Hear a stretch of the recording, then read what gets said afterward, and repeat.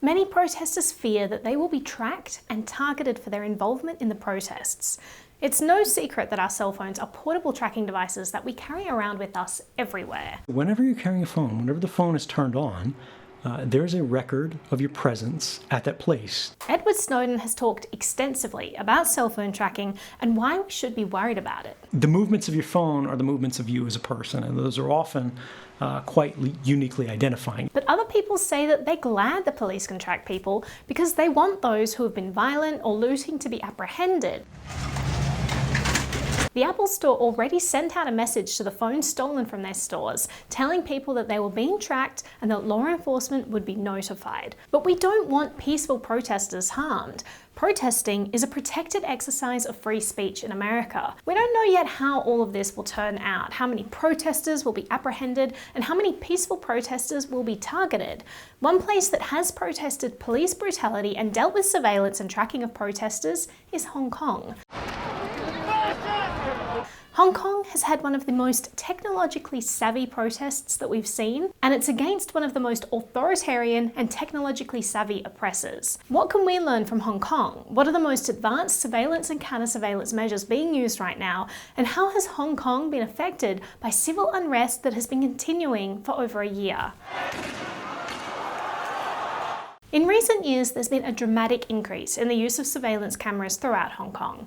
It's estimated that there are at least 50,000 cameras, one camera for every 149 people. Protesters fear that footage of them could be captured and stored, and if they lose their fight against the communist rulers, this footage can be used against them. So protesters started tearing down what are called smart lampposts. Allegedly, these posts are for collecting data on air pollution and traffic, but protesters suspect that there is other data collected for mainland China. When I visited Hong Kong earlier in the year to talk to protesters, security cameras wherever I went had been destroyed and blocked. Authorities started to cover cameras in bags so that they couldn't be obstructed with spray paint. Protesters also used umbrellas against surveillance. This tactic began as a defense against pepper spray, but it's now also become an effective technique against surveillance. When cameras are high up and can't be taken down or obscured, protesters use lasers to damage the sensors or temporarily blind the cameras. When on the streets, protesters use AirDrop and Bluetooth to send files to one another because it's anonymous.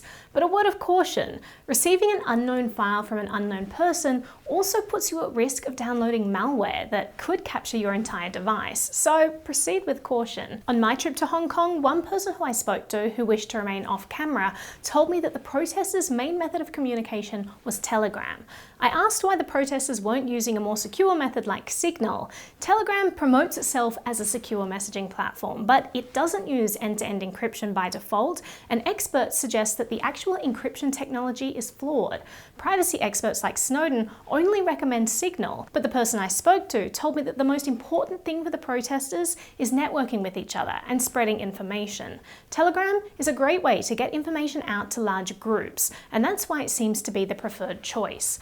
Law enforcement can intercept these messages, but protesters practice something called capturing the ghost, where they try to figure out which of the chat participants are law enforcement and kick them out.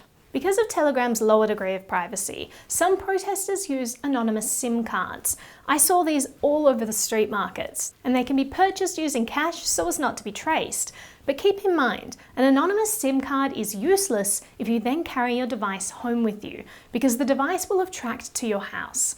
Turning your phone off before you get home isn't enough because there is no way of knowing if the device is still sending or receiving signals. The thing with shutting your phone off that is a risk is, how do you know your phone's actually turned off? You can hack a phone where it appears to be off, but it's not actually off. It's just pretending to be off. So some people use Faraday bags, tools like this that block transmissions to and from your phone. Before they get home, they put their devices inside of the bag and they don't take it out again until they're away from home. But it's not just phones that need to be protected. It's also things like bank cards, ID cards, and in Hong Kong, a popular card called the Octopus card. These are used for travel and purchases, and protesters often wrap them in tinfoil so that they can't be swiped at close range and their identities discovered.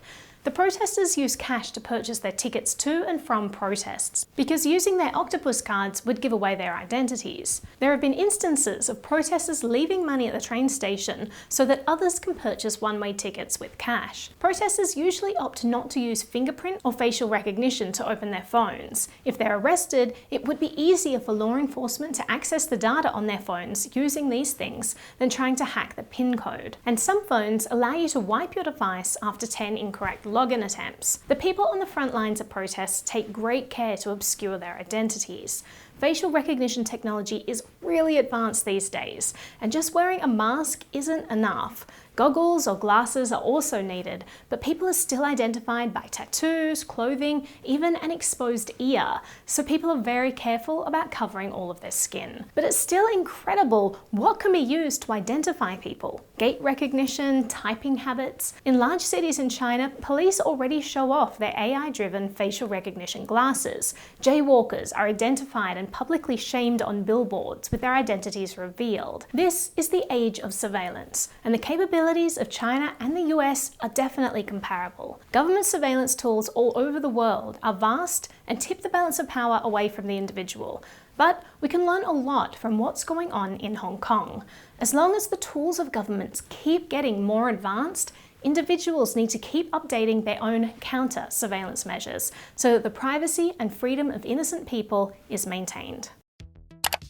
A huge thank you to the NBTV members. It's thanks to you that I can keep this channel going. Any purchase from the store gives you access to the NBTV members page for a year. Thank you so much for watching, and see you in the comments.